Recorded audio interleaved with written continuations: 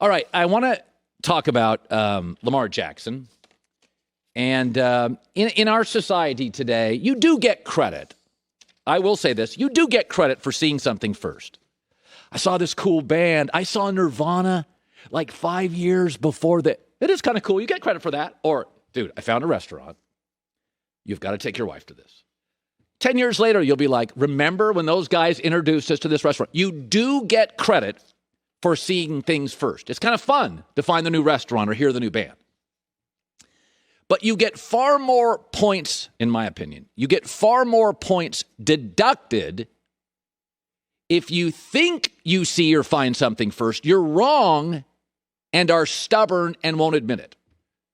I admit, I had questions about Lamar Jackson. He was kind of skinny. He ran a little too much. He got hit really hard. He had a weird throwing motion. And the first year in the league, wasn't terribly accurate. But then there's this thing called games on television, and you watch. If you still don't get Lamar Jackson, you're just not paying attention now. You're trying to be right and not get it right. Folks, through the first 5 games, his stats are better today than they were in his MVP year. Congratulations for those who spotted it earlier. I didn't. I had my doubts. I didn't. But by the way, I didn't think Josh Allen. I thought he had a huge bust potential. He was wild. He couldn't throw completions from 8 yards out. I was wrong on Josh Allen. I said he had huge bust potential. Lamar Jackson, I didn't really get it. And we have this society of men now that they cannot move off wrong. They somehow view it as a weakness. It's not a weakness. Being dumb's a weakness. Being wrong's not. Lamar Jackson's really good. He not only can get you to a Super Bowl, hell, maybe he should be a favorite. I'm watching him last night.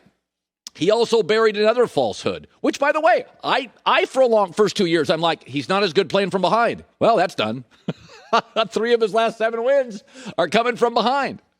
So the best word I would use to describe Lamar Jackson is electric. And just think of your quarterback wherever they are. Describe your quarterback in one word. I got to tell you, electric is a really good word. Steady, efficient, and you know, winning Super Bowls with that. It's different. I say that my wife and I, when we used to live in Connecticut, we would love lightning storms.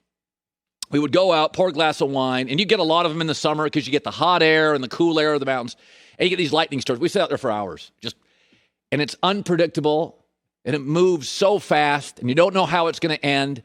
But we would just be in amazement. Sometimes watching Lamar Jackson, I feel like I'm watching a lightning storm. I'm not really sure how it's going to end. It's just improvising and zigzagging and going everywhere. But it is absolutely electric. I cannot take my eyes off him.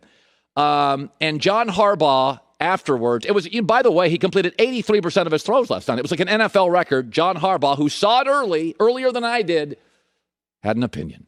One of the only things, and Joy is my witness, I did identify very early with Lamar Jackson. This one I identified. He cares so much.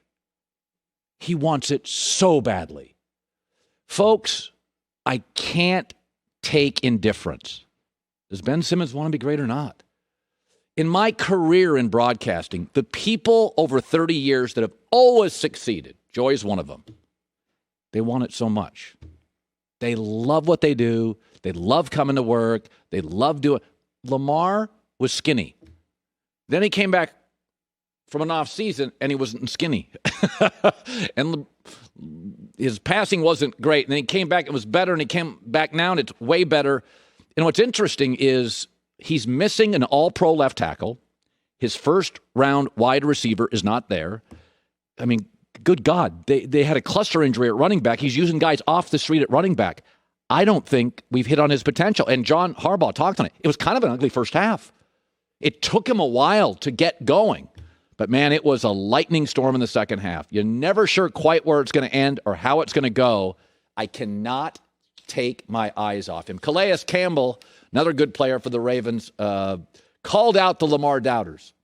37 of 43, 442 yards, 10.3 average yards, and a quarterback rating of 140. By the way, Carson Wentz didn't play bad.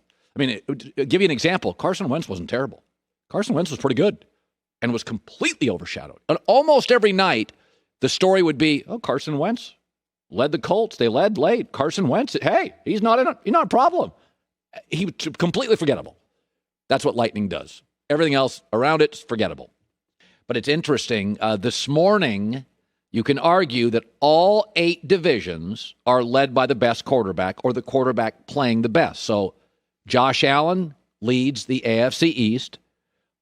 Lamar Jackson, after last night, leads the AFC North. Ryan Tannehill easily right now playing the best in the AFC South. Now, Justin Herbert, we'll get back to that in a second, leads the AFC West. Dak leads the NFC East. Aaron Rodgers leads the NFC North. Tom Brady leads the NFC South. And right now, Kyler Murray, Russell Wilson's out. Stafford hasn't played as well as Kyler Murray. Kyler Murray leads. So you could say the AFC West. What about Mahomes and Herbert? Well, if you just stack up the numbers, remember, Herbert is bigger and stronger, and he's athletic too. So I don't see the gap that everybody else does, but I think at this point, saying Mahomes is better than Herbert is fair. I think Patrick Mahomes today is better than Justin Herbert. I just don't see this gap that everybody else does. But when you look at their numbers, Mahomes and Justin Herbert, and we consider Mahomes to have the better overall roster, folks, it's close. Slight edge Mahomes on completion. Mahomes, though, has twice as many interceptions. Herbert averaging more passing yards a game. Passer rating, slight edge Mahomes. So, and I think Mahomes is better now, but the gap is very small. So as the league has shifted to a league that benefits one or two key offensive positions, it is easier to make predictions on.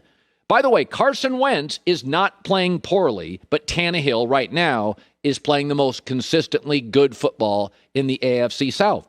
So it really comes down to that. That is why, when we talk about Russell Wilson could be on the market, or what is a Deshaun Watson worth or a Russell Wilson worth, Nick Wright once threw it out there. He said, just give up your first-round pick until that player's out of the league. Yeah, you got to play for 7 more years. Russell Wilson's not worth 7 first-round picks? You sure? You seen Pete Carroll, NFL career without Russell Wilson? Fired, losing record. Like, again, you can have a lot of second, third, fourth, and fifth-round picks. 30% of first-round picks are busts anyway. So when people start making these moves on first-round quarterbacks, I'm going to give up 4 first-rounders. All right. If he's established, like a Deshaun or a Russell Wilson, I'll give up 4 or 5 first-round. What do I care? The league now is telling you they're worth.